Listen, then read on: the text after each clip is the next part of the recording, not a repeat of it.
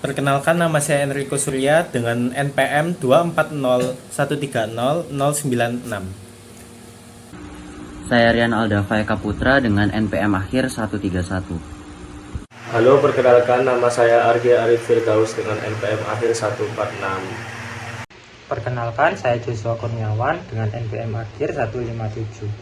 Perkenalkan, nama saya Muhammad Zulkifli, NPM 138. Oke, nah yang pertama di current liabilities itu ada account payable atau hutang dagang. Nah, account payable ini atau utang dagang ini itu adalah kewajiban lancar perusahaan yang muncul dari pembelian barang, persediaan atau jasa secara kredit.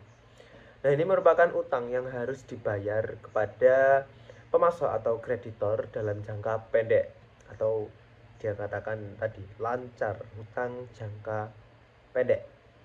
Nah, karakteristik utama dari account payable ini yaitu account payable itu mencatat saldo yang masih terutang kepada pihak lain atas barang, persediaan atau jasa yang telah diterima tapi belum dibayar. Transaksi ini terjadi dalam kegiatan operasional normal pada perusahaan. Nah, dari segi waktu, tadi terdapat selisih waktu antara saat perusahaan menerima barang atau jasa atau memperoleh kepemilikan aset dengan saat pembayaran dilakukan. Periode ini menciptakan kewajiban sementara yang harus dicatat sebagai hutang dagang. Nah, adapun syarat pembayaran di account payable, pemasok biasanya memberikan berbagai pilihan syarat pembayaran seperti 2 garis miring 10 N per 30 yang artinya diskon 2% jika dibayar di dalam 10 hari atau pembayaran penuh dalam 30 hari. Kayak gitu ya. Nah, lalu ada manfaat manajemen account payable. Pengelolaan yang baik membantu mengoptimalkan arus kas, memanfaatkan diskon pembayaran dini, dan menjaga hubungan baik dengan pemasok. Perusahaan dapat menggunakan periode kredit sebagai sumber pembiayaan jangka pendek tanpa bunga. Oke, kita ke contohnya ya dari account payable. Ada PT ABC itu memiliki persediaan dari PT XYZ senilai bukan memiliki ya, tapi membeli persediaan dari PT XYZ senilai 50 juta dengan syarat 2 garis miring 10, N garis miring 30 pada tanggal 5 Januari 2025. Nah, ini jurnal saat pembeliannya pada tanggal 5 Januari ini yaitu inventory pada account payable sebesar 50 juta. Nah, misal perusahaan ABC tadi itu membayar di dalam 10 Januari, misal tanggal 14 Januari, itu kan masih di hari ke-9. Maka nanti jurnalnya itu bukan account payable pada cash sebesar 50 juta, akan tetapi PT ABC itu mendapatkan diskon sebesar 2%. Jadi nanti jurnalnya kita cari tahu dulu diskon dari account payable tadi sebesar 2%, yaitu 1 juta, dan yang dibayarkan secara cash itu cuma 49 juta. Jadi jurnalnya nanti account payable sebesar 50 juta pada cash 49 juta dan purchase diskon sebesar 1 juta. Nah, kalau misal di luar 10 hari tadi bagaimana pembayarannya? Ya dibayar full, maka jurnalnya nanti account payable sebesar 50 juta dan cashnya itu juga 50 juta. Nah, selanjutnya ada notes payable. Nah, notes payable ini hampir sama, yaitu hutang, tapi bedanya ini hutang jangka panjang. Wesel bayar atau notes payable itu instrumen keuangan berupa janji yang tertulis untuk membayar sejumlah uang tertentu pada tanggal yang telah ditetapkan di masa depan. Nah, ini merupakan bentuk utang yang lebih formal dibandingkan account payable. Kalau account payable tadi kan nggak ada tanggalnya ya. Kalau notes payable itu ada tanggalnya dan sudah ditetapkan. Nah, karakteristik utama dari notes payable yaitu pertama itu dokumen legal yang berisi komitmen tertulis perusahaan untuk membayar jumlah tertentu kepada pihak tertentu pada waktu yang telah disepakati. Dokumen ini memiliki sumber hukum yang mengikat dan dapat diperjualbelikan. Nah, sumber timbulnya notes payable.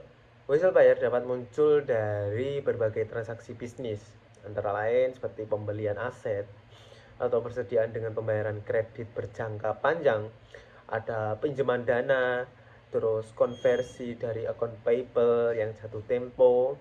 Maksudnya misal account payable itu belum dibayar, maka akan dikonversi ke notes payable atau ke jangka panjang. Terus ada transaksi investasi, terus refinancing utang yang sudah ada, kayak gitu. Nah, ada pun klasifikasi berdasarkan jangka waktu. Notes payable itu dikategorikan menjadi dua jenis, yaitu berdasarkan periode jatuh temponya. Bisa dikatakan jangka pendek atau short term bila dicatat dalam waktu kurang dari 1 tahun dan dicatat sebagai current liabilities. Nah, dikatakan short term atau jangka panjang itu jika lebih dari 1 tahun dan dicatat sebagai non current liabilities atau aset, bukan aset ya, tapi liabilities tidak lancar. Nah, struktur bunga wesel bayar dapat memiliki struktur yang berbeda-beda. Ada interest bearing notes dan zero interest bearing notes. Interest bearing notes itu mencantumkan tingkat bunga eksplisit ya, yang harus dibayar secara periodik atau pada saat jatuh tempo. Sedangkan zero interest bearing notes itu tidak mencantumkan harga eksplisit, tetapi biasanya diterbitkan dengan diskonto dari nilai nominal. Nah, keunggulan dari notes payable ini yaitu memberikan fleksibilitas pembiayaan, struktur pembayaran yang jelas, dan dapat digunakan sebagai instrumen negosiasi dalam transaksi bisnis yang kompleks. Nah, ini ada contoh dari notes payable atau wesel bayar. Kita ke contoh interest bearing notes dulu ya. PT DEF meminjam uang sebesar 100 juta dari bank dengan bunga 12% annually atau per tahun untuk jangka panjang. Untuk jangka waktu 6 bulan, berarti jangka pendek ya. Dimulai pada 1 Juli 2024. Nah, jurnal saat peminjamannya bagaimana? Jurnalnya maka cash pada notes payable sebesar 100 juta. Nah, lalu ada jurnal penyelesaian pada akhir periode. Jurnalnya itu, nah, kan tadi kan jangka waktunya cuma 6 bulan dan bunganya itu 12% per tahun. Sedangkan pada akhir Desember itu kita kan cuma dari awal Juli sampai Desember itu cuma 6 bulan. Jadi maka harus dikalikan 6/12 atau setengahnya. Maka nanti kita menyatat bunganya itu enggak full 12%, tapi setengahnya, yaitu 100 juta dikali 12% dikali setengah, maka menghasilkan 6 juta. Maka nanti jurnalnya di akhir Desember itu interest expense pada interest payable sebesar 6 juta. Nah, pada saat pembayaran atau pelunasan pada tanggal 1 Januari itu jurnalnya notes payable 100 juta, interest payable 6 juta, dan cashnya itu 100 juta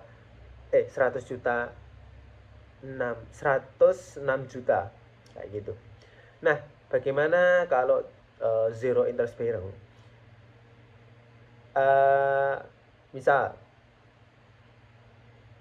Nah, bagaimana jika ada kasus di mana utang tersebut memakai zero interest bearing notes?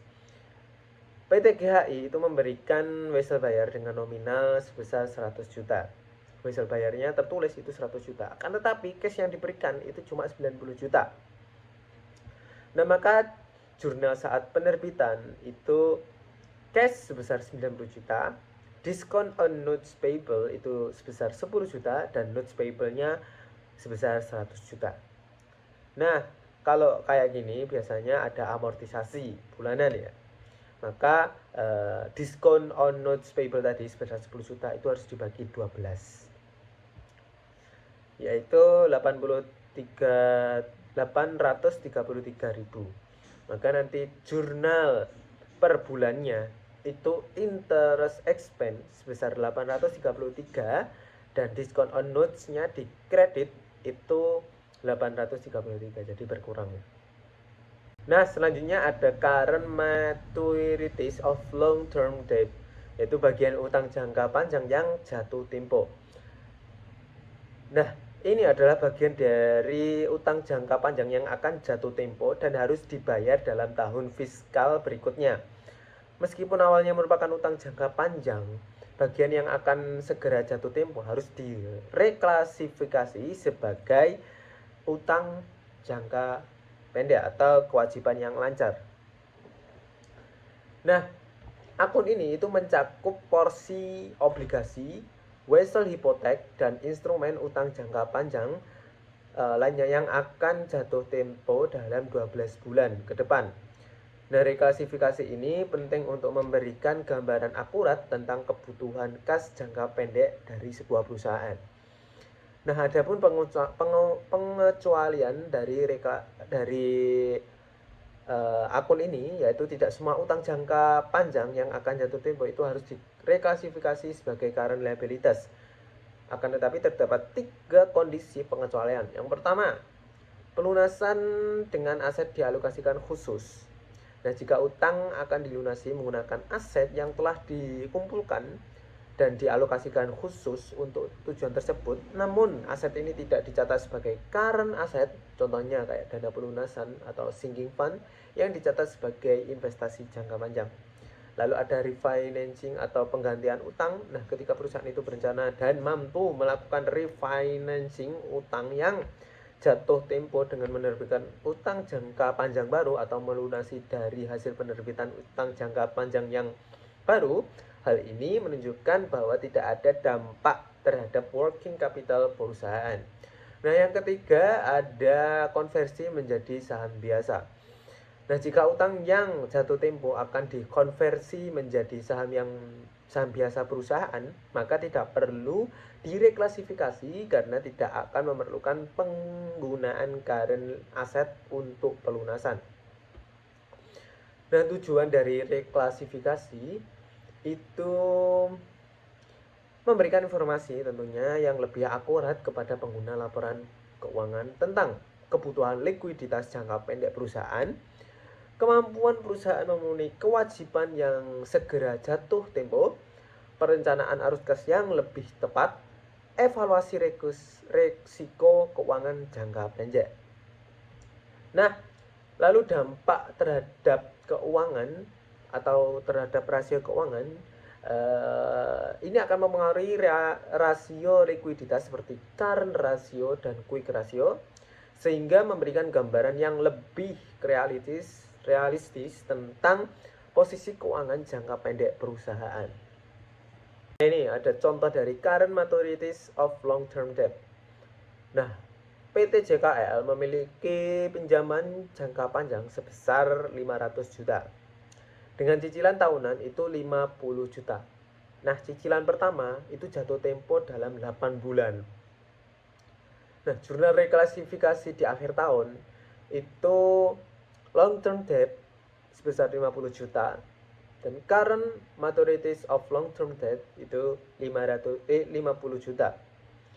Nah, jurnal saat pembayaran cicilan itu current maturities of long term debt sebesar 50 juta dan cashnya itu 50 juta. Bagaimana kalau ada pengecualian atau refinancing?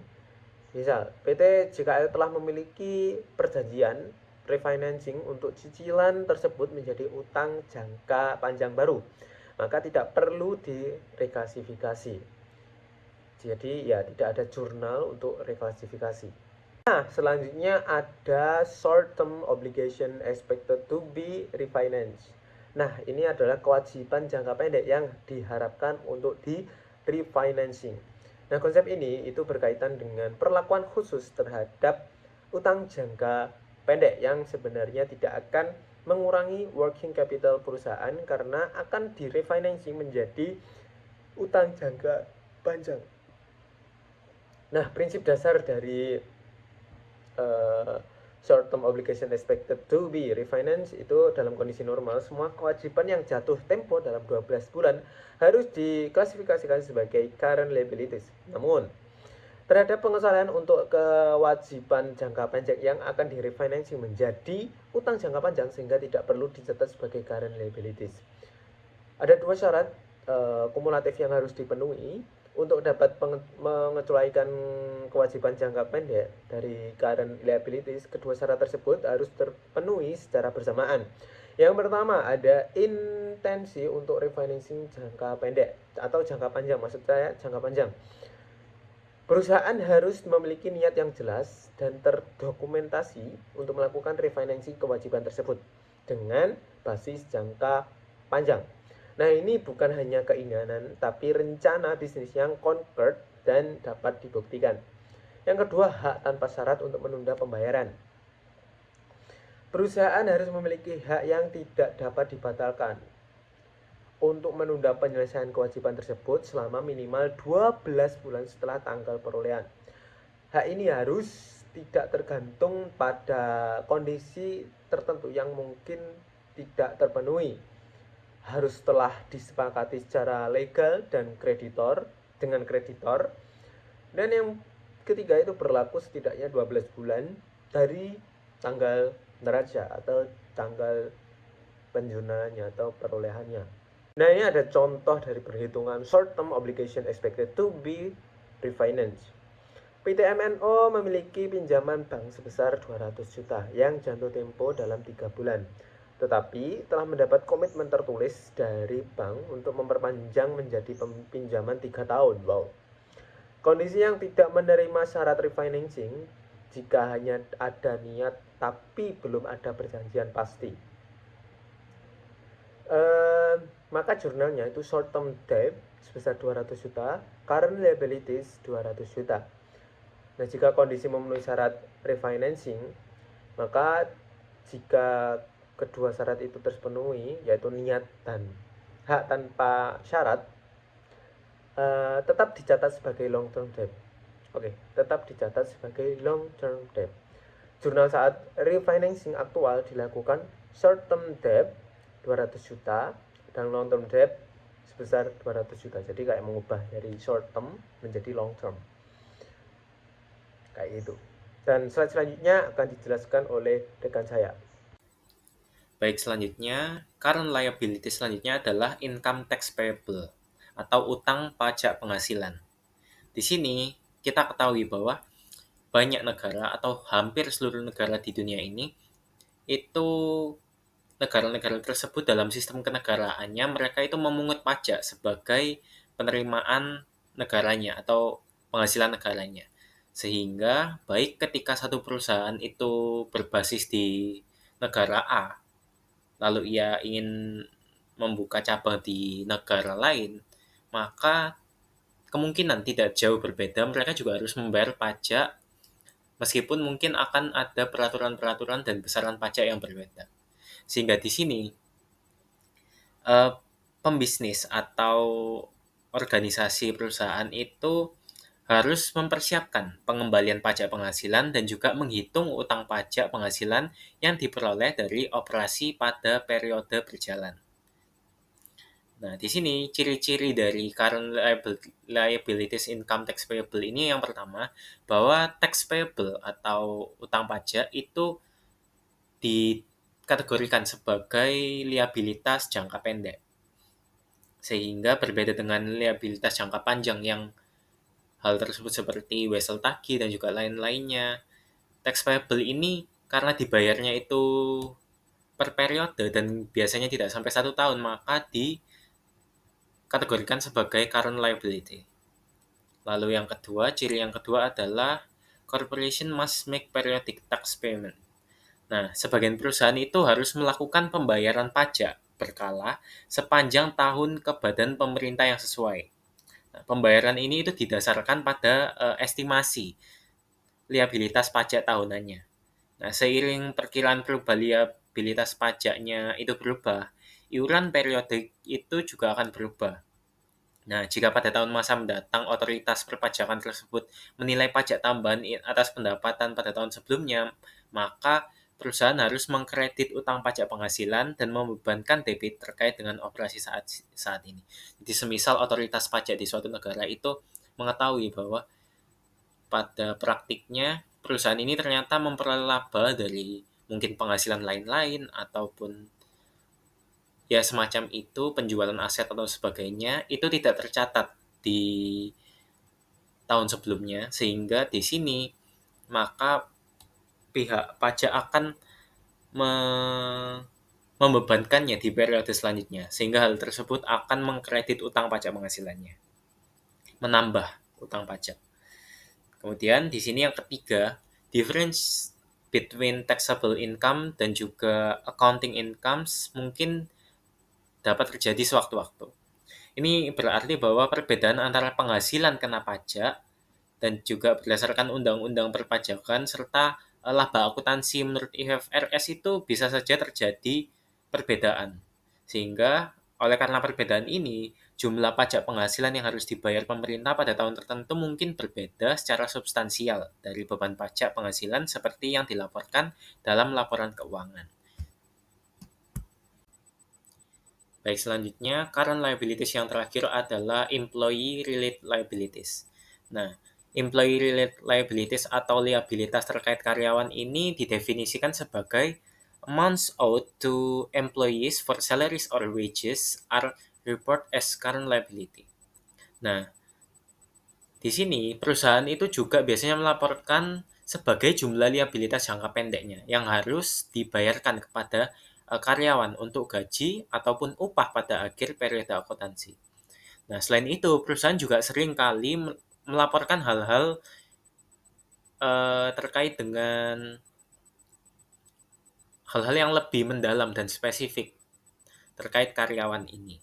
Di sini ada 3 secara garis besarnya. Yang pertama ada payroll deduction atau pemotongan gaji, kemudian ada compensated absence atau cuti berbayar, dan juga yang ketiga adalah bonuses atau bonus. Baik, untuk employee related liabilities ini pertama kita akan membahas terkait dengan payroll deduction atau pemotongan gaji. Nah, sebelumnya kita perlu ketahui dulu jenis-jenis pemotongan gaji yang seringkali dilakukan oleh pihak perusahaan itu jenisnya apa saja. Nah, di sini jenis pemotongan gaji yang paling umum itu seperti pemotongan pajak, lalu ada premi asuransi, lalu ada tabungan karyawan dan juga iuran serikat pekerja.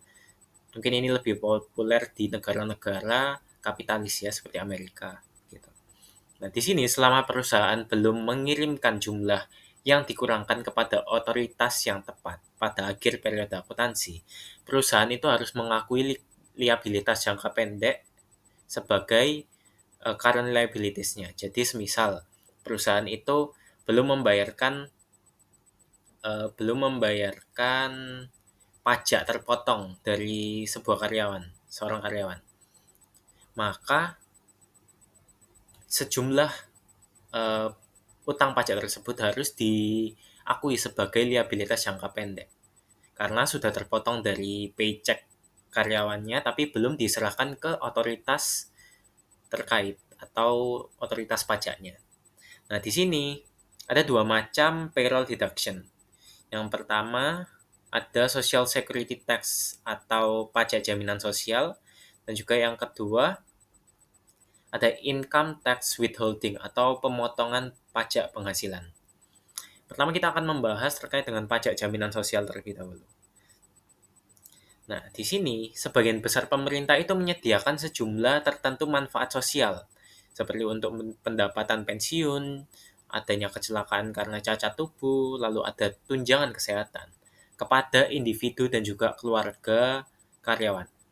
Nah, manfaat tersebut itu umumnya didanai dari pajak yang dinilai oleh pemberi kerja dan juga karyawan. Nah, pajak ini sering kali itu disebut sebagai pajak jaminan sosial atau Social Security Tax. Nah, dana untuk pembayaran ini umumnya berasal dari pajak yang dikenakan pada pemberi kerja dan juga karyawan. Nah, pemberi kerja akan mengumpulkan pajak dari karyawan dengan menguranginya dari gaji bruto karyawan, lalu membayarkannya kepada pemerintah beserta bagiannya. Nah, kemudian yang kedua ada income tax withholding atau pemotongan PPh. Nah, di sini pasti untuk pemotongan PPh ini akan berbeda-beda untuk setiap orang di satu negara, bahkan di negara yang berbeda juga. Apalagi ya. Nah, di sini Undang-Undang Pajak Penghasilan itu umumnya mewajibkan pemberi kerja untuk menahan dari gaji masing-masing karyawan atas pajak penghasilan yang berlaku atas gaji tersebut. Nah, pemberi kerja akan menghitung jumlah pajak penghasilan yang harus dipotong sesuai dengan formula pemerintah atau tabel pajak yang berlaku. Jumlah itu tergantung pada lamanya periode gaji dan juga upah kena pajaknya masing-masing karyawan, lalu berdasarkan status perkawinannya, tanggungan yang diklaim, dan juga lain-lainnya. Jadi, untuk di Indonesia sendiri kadang itu ada TK berapa, itu menandakan bahwa orang ini atau karyawan ini menanggung berapa tanggungan dan juga apakah sudah menikah. Semakin banyak tanggungan dan juga ketika dia sudah menikah, maka pajak yang dikenakan akan lebih sedikit. Lalu di sini ada ilustrasi yang saya sertakan terkait dengan item dari pemotongan-pemotongan gajinya dan juga siapa yang membayar. Di sini ada 3 item yang dibayarkan oleh karyawan atau employee. Di sini ada income tax withholding atau pemotongan pajak penghasilan, lalu ada social security taxes atau pajak jaminan sosial, dan juga union dues atau iuran serikat. Itu semua dibayarkan oleh karyawan. Nah, di sini pemberi kerja itu melaporkan atau employer ya, melaporkan jumlah itu sebagai liabilitas hingga dibayarkan. Nah, untuk pemberi kerja sendiri atau employer itu juga mendapat potongan gaji berupa pajak jaminan sosial juga yang terkhusus untuk bagian pemberi kerjanya. Di sini pemberi kerja itu harus menyerahkan kepada pemerintah bagiannya atas pajak jaminan sosial beserta jumlah pajak jaminan sosial yang dikurangkan dari kompensasi. Seperti yang dikatakan di sini, withholding tax is set amount of income tax that an employer withholds from an employee's paycheck. Ya, jadi pemotongan PPh itu ditentukan dari sejumlah penghasilannya yang dipotongkan oleh pemberi kerja dari paycheck-nya karyawan, lalu akan dibayarkan ke pemerintah atas nama karyawannya. Baik, di sini ada contoh diilustrasikan bahwa di sini kita mengasumsikan bahwa ada gaji mingguan sebesar $10.000. Sepenuhnya dikenai pajak jaminan sosial sebesar 8% di sini. Gaji tersebut itu akan dikurangi dengan pemungutan pajak penghasilan sebesar di sini $1.320 dan juga iuran serikat pekerja sebesar $88. Nah, perusahaan akan mencatat upah dan juga gaji dibayarkan dan juga pemotongan gaji karyawan sebagai berikut. Di sini ada beban upah dan gaji sebesar 10.000. 10.000 itu kan merupakan gaji brutonya karyawan ini. Lalu untuk di sisi kreditnya, di sini ada pemotongan utang pajak, yaitu 1.320 tadi sesuai di ilustrasi. Lalu ada utang pajak jaminan sosial yang tadi sebesar 8%, yaitu sebesar $800. Lalu ada union dues payable atau utang iuran serikat pekerja biasanya. Itu $88 sesuai dengan ilustrasi. Dan juga di sini kas. Nah, ini kan dicatat oleh perusahaan. Nah, perusahaan itu membayarkan kasnya atau tunai sebesar 7.792 kepada karyawan. Jadi take home pay-nya untuk karyawannya itu 7.792. Dan juga beserta alokasi-alokasi ke potongan gaji yang lainnya. Nah, maka di sini perusahaan akan mencatat pajak gaji pemberi kerjanya seperti berikut. Yaitu beban pajak gajinya 800, lalu ada Social Security Tax itu utang pajak jaminan sosialnya 800. Jadi di sini ketika Social Security Tax-nya sudah dibayar, maka perusahaan akan mencatat seperti itu. Baik, employee related liability selanjutnya adalah compensated absence atau cuti berbayar. Di sini cuti berbayar itu diartikan sebagai bentuk absen oleh karyawan dari pekerjaan yang dibayar. Jadi meskipun adanya para karyawan ini melakukan absen atau tidak masuk kerja, mereka itu tetap dibayar. Namun perusahaan ini seringkali menganggap itu adanya kerugian karena adanya produktivitas yang berkurang disebabkan adanya tenaga kerja yang tidak bekerja pada saat itu. Sehingga di sini perusahaan akan menganggap itu sebagai beban dan juga nantinya akan mengarah ke current liabilities.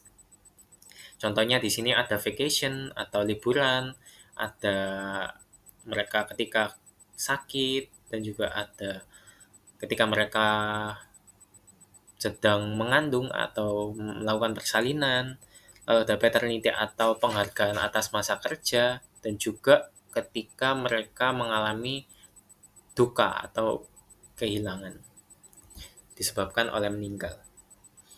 Nah, di sini terdapat beberapa pertimbangan yang terkait dengan compensated absence ini. Yang pertama ada vested rights atau hak vested. Nah, hak vested ini terjadi saat pemberi kerja atau employer memiliki liabilitas untuk melakukan pembayaran kepada karyawan bahkan setelah mengakhiri pekerjaannya. Sehingga hak vested ini tidak bergantung pada jasa masa depan karyawan. Maka dari itu di sini diterangkan bahwa employer has an obligation to make payment to an employee even after terminating his or her employment. Nah, meskipun seorang karyawan ini sudah tidak bekerja, pemberi kerja ini masih bisa memiliki liabilitas untuk melakukan pembayaran kepada karyawan tersebut. Itu vested rights. Kemudian di sini selanjutnya ada dua, yaitu accumulated dan juga non-accumulating rights. Nah, untuk accumulated rights ini atau hak diakumulasi merupakan hak karyawan yang dapat dibawa ke masa depan jika tidak digunakan pada periode di mana itu diperoleh. Misalnya, kita asumsikan bahwa satu perusahaan itu menetapkan bahwa satu karyawan itu mendapat jatah cuti 12 kali dalam setahun. Nah, dalam accumulated rights, ketika karyawan tersebut tidak menggunakan cutinya secara full, misal hanya menggunakan 8 kali cuti, berarti itu kan masih sisa 4 di akhir periode, masih sisa 4, maka sisa 4 ini dapat diuangkan atau diakumulasikan ke periode selanjutnya. Begitu untuk accumulated rights. Sedangkan untuk non-accumulating rights itu dia tidak dapat dibawa ke periode berikutnya. Jadi di sini cuti tersebut itu akan hangus jika tidak digunakan. Hal itu mengakibatkan perusahaan ini tidak mengakui liabilitas atau beban sampai saat cuti atau imbalan. Nah, jadi jika seorang karyawan itu mengambil cuti dalam sebulan dan juga cuti tersebut tidak diakumulasi, maka cuti merupakan beban pada bulan itu.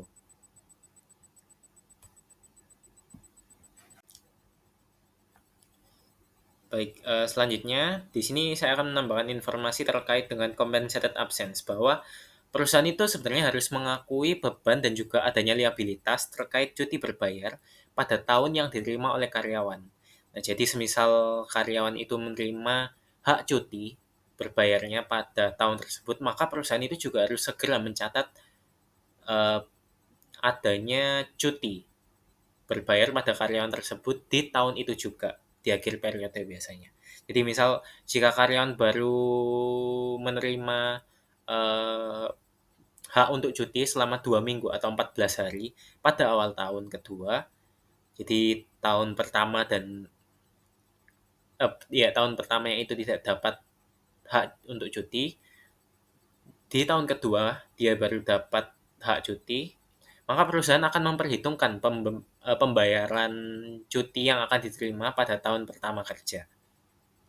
Di sini saya melampirkan ilustrasi terkait dengan compensated absence. Di sini, Amitron NV memulai operasi pada tanggal 1 Januari 2019. Nah, perusahaan ini mempekerjakan 10 orang dan juga membayar setiap karyawan sebesar 480 euro per minggu. Itu di tahun 2019. Nah, karyawan itu memperoleh cuti 20 minggu yang tidak terpakai pada tahun 2019. Nah, pada tahun 2020, karyawan akan menggunakan cuti, tetapi sekarang mereka itu masing-masing mendapatkan bayaran 540 euro per minggu. Jadi ada kenaikan ya, dari tahun 2019 itu awalnya cuma digaji 480 euro per minggu, lalu ada kenaikan di tahun 2020 yaitu 540 euro per minggu.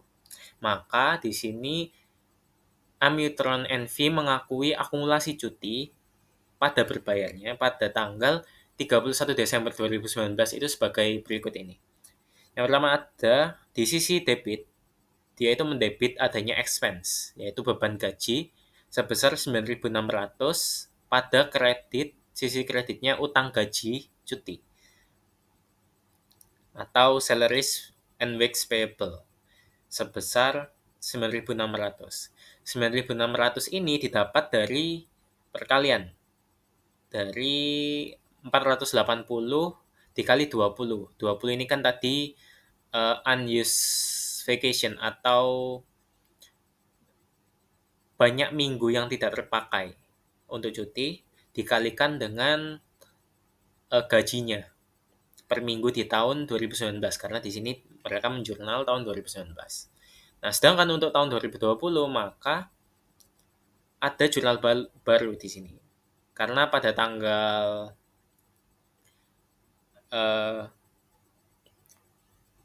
pada tahun 2012 perusahaan itu mencatat pembayaran cuti berbayar sebagai berikut.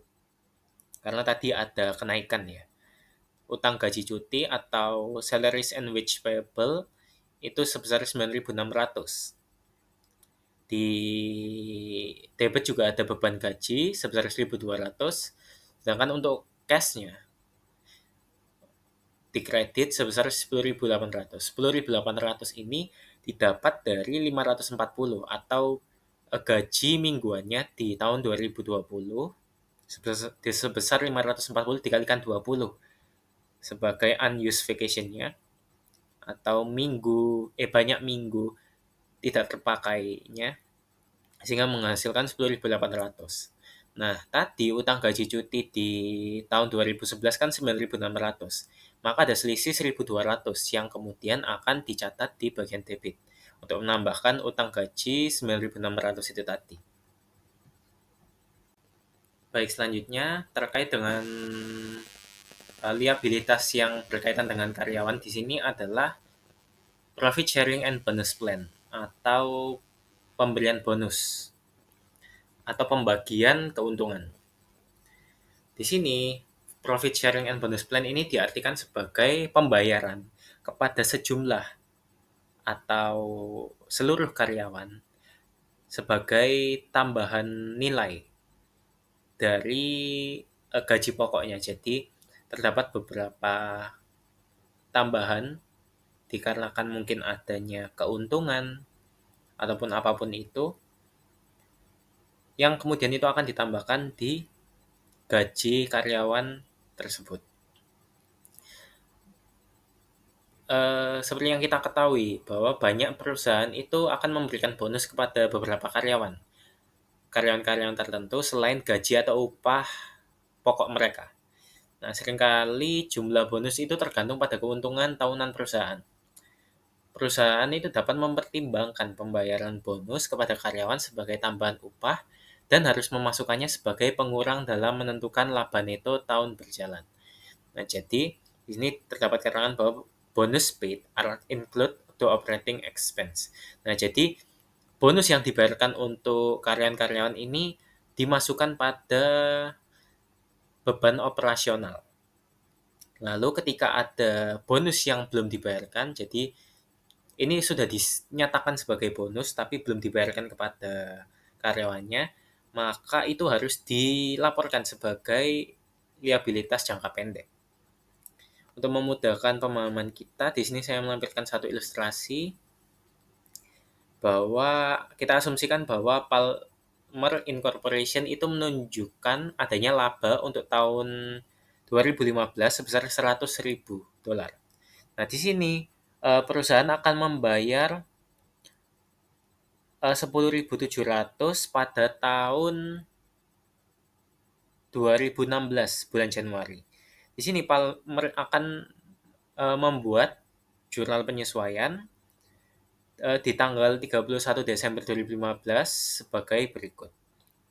Jadi ada debit salaries and wage expense atau beban bonus karyawan itu sebesar 10.700 pada utang bonus bagi hasil sebesar 10.700.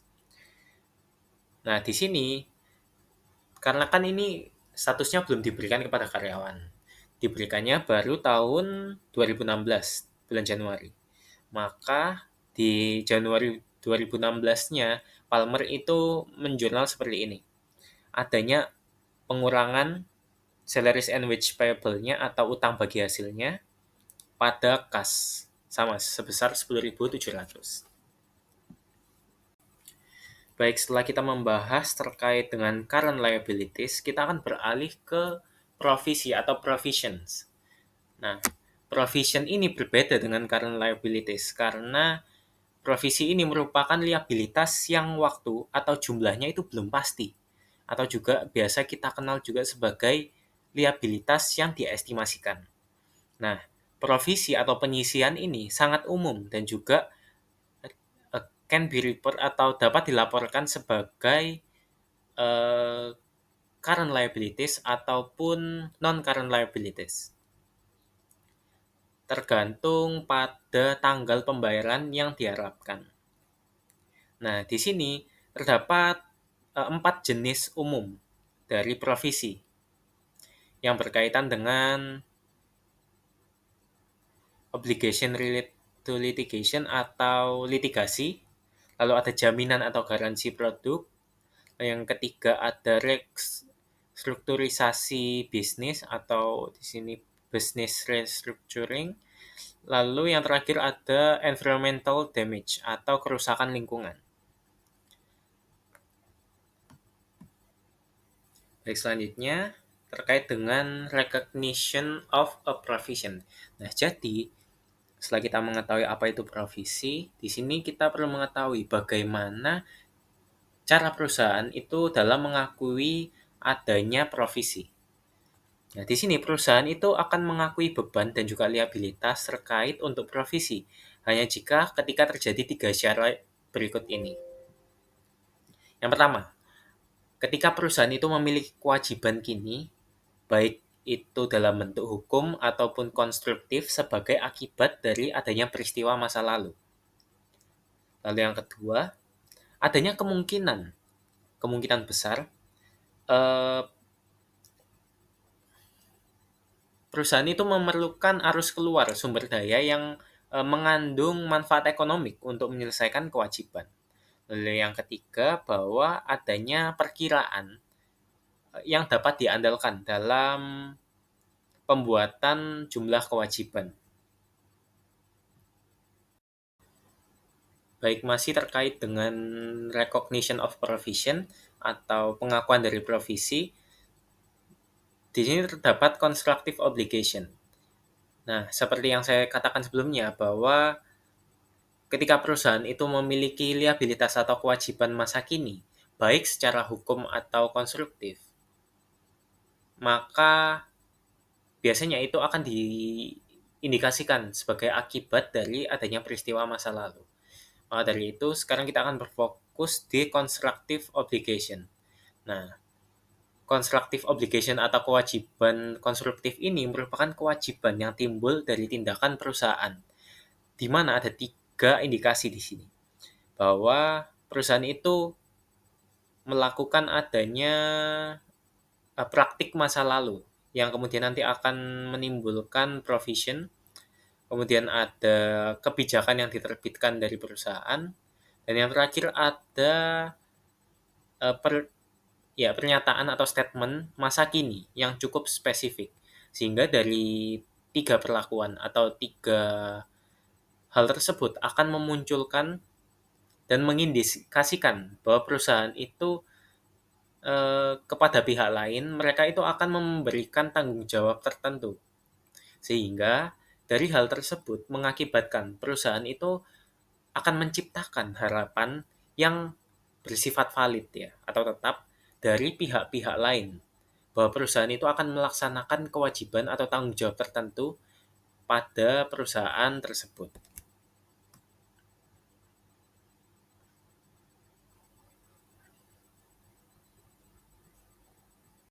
Baik, pada kesempatan kali ini saya akan menjelaskan mengenai measurement of provision atau pengukuran provisi dalam akuntansi.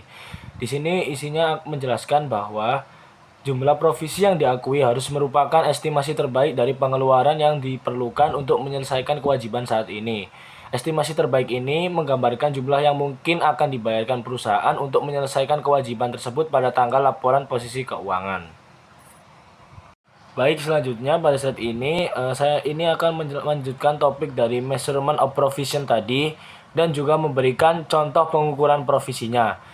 Nah, di sini intinya manajemen menggunakan pertimbangan atau judgement berdasarkan transaksi masa lalu atau serupa, diskusi dengan ahli dan juga informasi relevan lainnya. Contohnya pada kasus ini adalah perusahaan Toyota memperkirakan biaya garansi berdasarkan kemungkinan berbagai skenario. Yang pertama adalah 80% mobil tidak ada biaya garansi, 12% ada biaya cukup besar, dan yang terakhir 8% ada biaya kecil. Dengan mengalihkan probabilitas masing-masing ini dengan nilai biayanya, maka perusahaan Toyota bisa menghitung nilai ekspektasian atau expected value dari kewajiban garansi. Selanjutnya, pada slide ini menjelaskan mengenai jenis-jenis umum provisi atau common types of provision yang biasanya diakui dalam akuntansi. Untuk jenis-jenisnya, yang pertama adalah lawsuits, provisi untuk gugatan hukum yang belum selesai. Yang kedua, warranties, provisi untuk biaya perbaikan produk di masa garansi. Yang ketiga, consideration payable, provisi untuk pembayaran terkait akuisisi atau kontrak. Yang keempat, environmental, provisi untuk kewajiban lingkungan seperti pembersihan limbah. Yang kelima, onerous contract, yaitu provisi jika biaya untuk memenuhi kontrak melebihi manfaatnya. Dan yang terakhir adalah restructuring atau provisi untuk biaya restrukturisasi seperti PHK ataupun penutupan unit usaha. Baik, pada slide ini menjelaskan mengenai provisi untuk litigasi atau litigation provision, yaitu provisi terkait tuntutan hukum atau klaim yang belum pasti. Untuk mencatat provisi ini, sebuah perusahaan harus mempertimbangkan 3 hal. Yang pertama, kapan kejadian penyebab tuntutan itu terjadi. Yang kedua, kemungkinan hasil yang merugikan. Dan yang ketiga, kemampuan memperkirakan besarnya kerugian pada perusahaan. Selanjutnya adalah mengenai warranty provision atau provisi garansi. Jika penjual memberikan janji kepada pembeli untuk memperbaiki kekurangan produk, baik dari segi kualitas, jumlah, ataupun kinerja, dan juga besar kemungkinan pembeli akan klaim garansi beserta biayanya bisa diestimasi secara masuk akal, maka perusahaan wajib mencatat beban atau expense. Baik, pada slide ini menjelaskan mengenai assurance type warranty, yaitu salah satu jenis garansi. Intinya, di sini garansi menjamin kualitas barang bebas cacat saat penjualan, karena merupakan bagian dari kewajiban penjual pada saat produk dijual. Biaya garansi harus dicatat pada saat barang dijual, dan juga perusahaan akan mencatat kewajiban garansi. Selanjutnya, slide ini membahas mengenai environmental provision, yaitu sebuah kewajiban hukum terkait dampak lingkungan yang harus diakui sebagai liabilitas. Contohnya, yang pertama, penonaktifan fasilitas nuklir. Yang kedua, pembongkaran, pemulihan, dan juga reklamasi properti minyak dan gas. Yang ketiga, penutupan dan penghapusan tambang. Dan yang keempat, biaya penutupan tempat pembuangan akhir. Oke, slide ini masih membahas mengenai environmental provision, sama seperti slide sebelumnya. Nah, pada slide ini fokus pada pengukuran dan pencatatannya. Yang pertama adalah pengukuran measurement, yaitu kewajiban lingkungan diukur berdasarkan estimasi terbaik dari biaya di masa depan.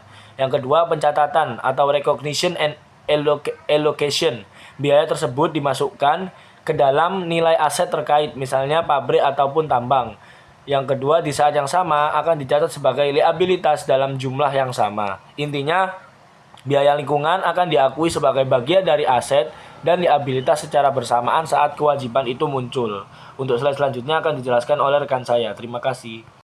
Nah, pada slide berikutnya saya akan menjelaskan mengenai dividends payable atau dividen yang harus dibayar. Dividen yang harus dibayar ini adalah jumlah yang menjadi kewajiban perusahaan kepada pemegang saham sebagai hasil dari otorisasi atau persetujuan oleh dewan direksi. Nah, dalam dividen payable ini terdapat beberapa poin penting, yaitu yang pertama, umumnya dibayarkan dalam waktu 3 bulan. Yang kedua, dividen yang belum diumumkan pada saham preferen kumulatif tidak diakui sebagai kewajiban. Yang ketiga, dividen yang dibayarkan dalam bentuk saham tambahan juga tidak diakui sebagai kewajiban, melainkan dilaporkan sebagai bagian dari ekuitas atau equity.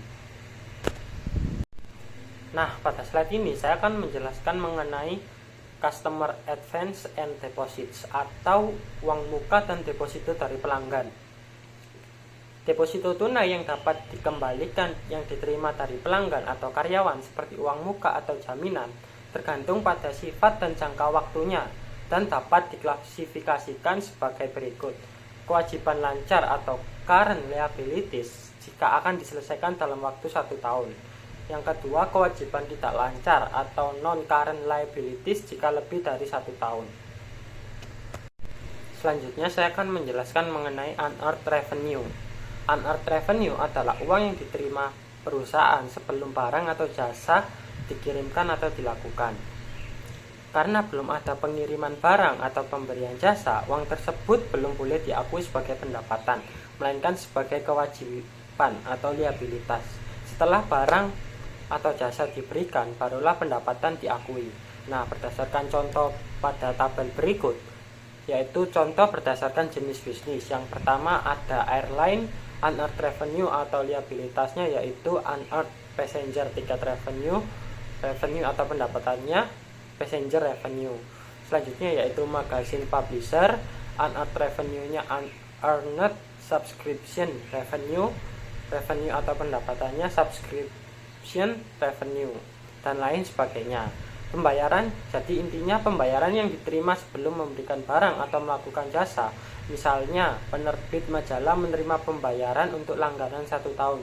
Ini dicatat sebagai kewajiban sampai majalah tersebut dikirimkan. Nah, slide ini merupakan ilustrasi dalam jurnal BE 13/6. Dalam kasus tersebut, Sports Pro Magazine menjual 12.000 langganan tahun 1 Agustus 2019 seharga $18 per langganan. Diminta jurnal 1 Agustus dan penyesuaian per 31 Desember 2019. Langkah pertama yaitu menjurnal 1 Agustus 2018, yaitu sebagai penerimaan uang muka. Untuk jurnalnya sendiri yaitu cash pada unearned revenue sebesar 216.000, yaitu berasal dari 12.000 yang dikali oleh $18. Kas naik, tetapi karena jasa belum diberikan, maka unearned revenue atau kewajiban dicatat.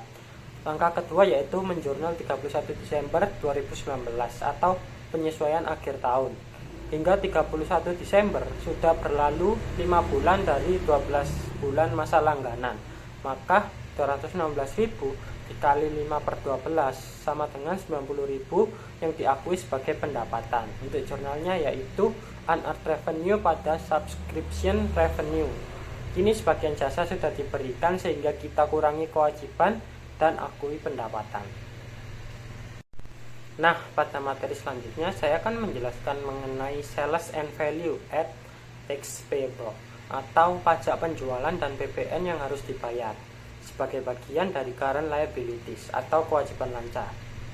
Consumption tax adalah pajak yang dikenakan atas konsumsi barang dan jasa, yang umumnya terdiri dari sales tax atau pajak penjualan, dikenakan sekali saat penjualan akhir ke konsumen, Yang kedua yaitu value add tax atau VAT, pajak pertambahan nilai, dikenakan di setiap tahap produksi atau distribusi berdasarkan nilai tambah.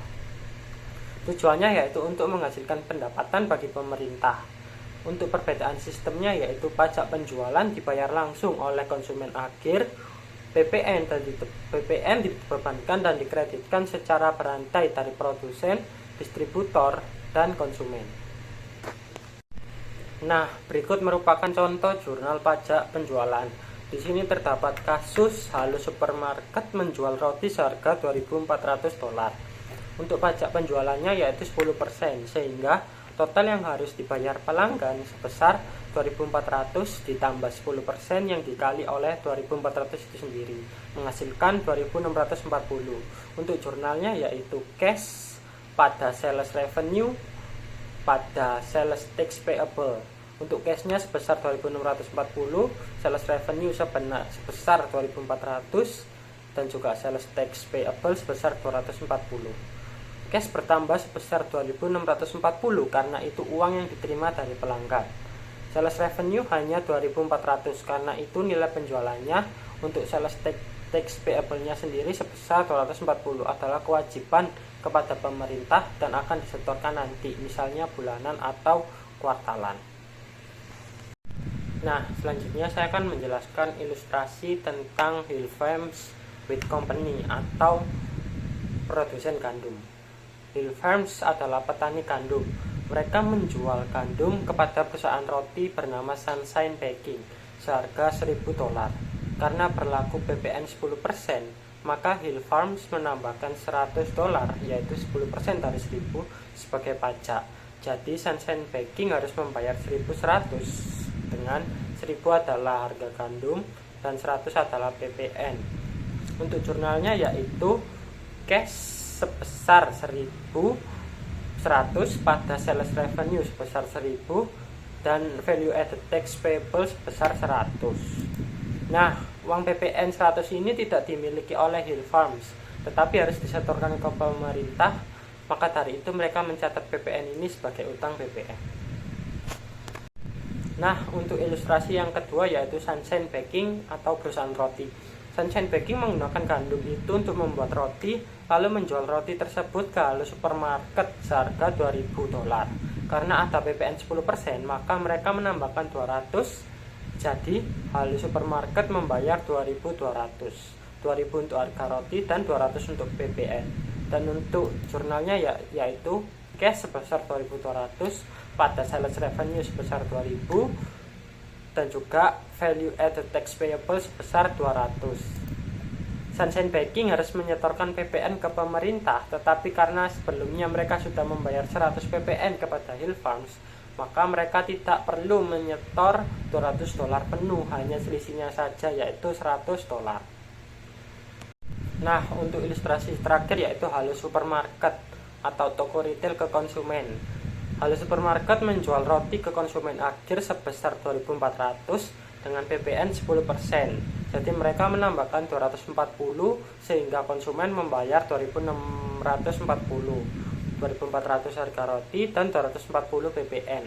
Untuk jurnalnya yaitu cash sebesar 2.640, pada sales revenue sebesar 2.400, juga value added tax payable sebesar 240.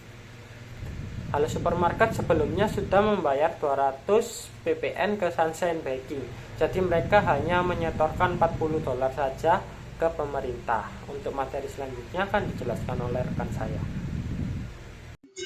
Baik, selanjutnya saya akan menjelaskan tentang kontingen liabilities dan juga kontingen aset. Kita mulai dari definisi terlebih dahulu. Kontingen liabilities adalah kewajiban potensial yang mungkin muncul tergantung pada hasil kejadian di masa depan yang tidak pasti. Artinya, saat ini belum bisa dipastikan apakah perusahaan benar-benar akan menanggung beban itu. Misalnya, ketika perusahaan sedang menghadapi gugatan hukum. Jika pengadilan memutuskan bersalah, maka perusahaan harus membayar denda atau kompensasi. Tapi kalau tidak, maka tidak ada beban karena belum pasti.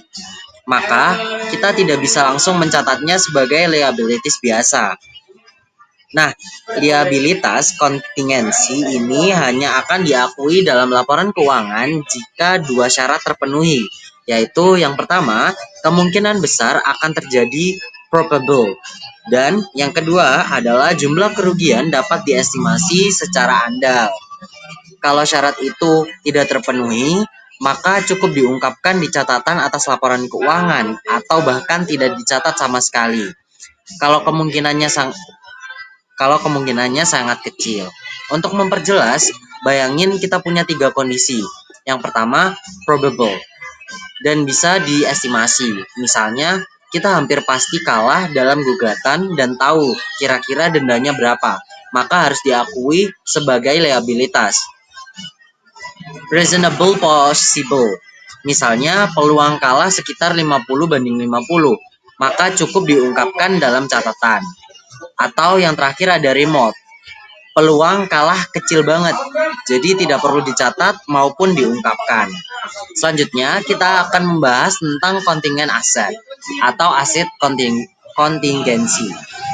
Ini kebalikan dari liabilities kontingensi, yaitu potensi keuntungan di masa depan yang berasal dari peristiwa masa lalu. Contohnya, ketika perusahaan sedang menuntut pihak lain dan berharap menang di pengadilan. Kalau menang, perusahaan bakal menerima sejumlah uang. Tapi karena belum pasti, aset ini tidak boleh diakui dalam laporan keuangan. Kenapa? Karena prinsip kehati-hatian dalam akuntansi. Kita tidak boleh mengakui pendapatan atau keuntungan yang belum pasti terjadi. Jadi, aset kontingensi hanya boleh diakui atau diungkapkan dalam catatan dan hanya jika kemungkinan manfaat ekonominya tinggi. Sebagai ilustrasi, kalau perusahaan sedang menggugat dan kemungkinan menangnya tinggi, maka kita ungkapkan saja dalam catatan. Tapi kalau belum yakin akan menang atau proses masih panjang, maka tidak perlu dicatat sama sekali. Kesimpulannya, baik liabilities maupun aset adalah bentuk ketidakpastian yang harus ditangani hati-hati dalam akuntansi.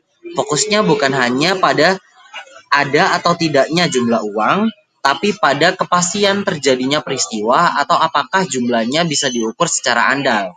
Semua itu bertujuan agar laporan keuangan tetap memberikan gambaran yang fair and accurate terhadap kondisi keuangan perusahaan tanpa membuat pembaca laporan menjadi salah paham. Selanjutnya, saya akan menjelaskan juga terkait presentation and analysis of current liabilities.